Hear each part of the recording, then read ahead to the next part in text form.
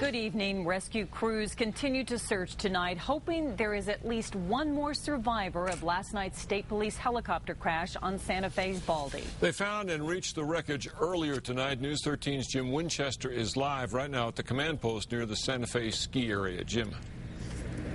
And new information tonight. The initial rescue crews did reach that debris field. However, they were unable to reach the fuselage, and they did not find any signs of the hiker or the missing pilot. Now, the wreckage is spread out over an 800-foot drop area along the side of a mountain. The initial rescue teams have been extracted after determining that the terrain was too treacherous from their position.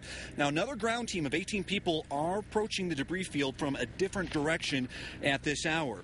Now, again, there is no sign of the helicopter's pilot, Sergeant Andy Tingwall, and the hiker who had been rescued shortly before that crash occurred, Megumi Yamamoto. Now, earlier today, the helicopter's spotter, Officer Wesley Cox, found rescue crews and was taken to Christos St. Vincent Hospital with hypothermia and internal injuries. Now, he is in serious condition tonight. Now, he reported to police that the helicopter clipped its tail when lifting off last night. The pilot briefly regained control, but did hit the mountain. The helicopter rolled several times, ejecting all three occupants. Officer Wesley Cox survived throughout the night by taking shelter in the fuselage of the wrecked helicopter. He hiked out this morning and gave rescue crews some hope that at least the pilot, Andy Tingwall, might still be alive. They would call out each other's name, Andy, Wes, and that's how they communicated. They didn't exchange any other information as to how are you doing, what's hurt, and things of that nature. Now, Cox and Tingwall did communicate throughout the course of the evening. Now, this morning when Cox left, he tried communicating one more time and did not have any response. In the meantime, we are told that the rescuers were told by Cox that he did not believe that the hiker, Megumi Yamamoto, had survived. Police, however, are not going that far in saying that. They are not confirming that.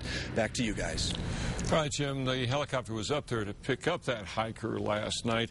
And again, Cox and Tingwall yelled at each other throughout the night, but they never did see each other. They never knew exactly where each other was. So weather may have been a factor in that crash, and that was a big problem for the search much of the day. Mark Ronchetti has details on what the searchers should expect overnight tonight. Well, much improved weather. We saw those storms roll in last night right about the time the crash happened, and obviously the Sangre de Cristos have been socked in, but the good news is tonight you're not seeing as much of that. We do have improving weather conditions, but remember, this search is happening, and you heard Jim sort of mention it there, at a very high elevation. We're talking over 12,000 feet here, so there's still snow up there from the winter and still snow from this past storm which we were just dealing with here. So not great conditions at this point, but here's what we're looking at for tonight, really tomorrow morning, going to be down to about 25 degrees. So the earlier tonight they can make progress, the better off they'll be, because that temperature will bottom out about 6 a.m. tomorrow morning.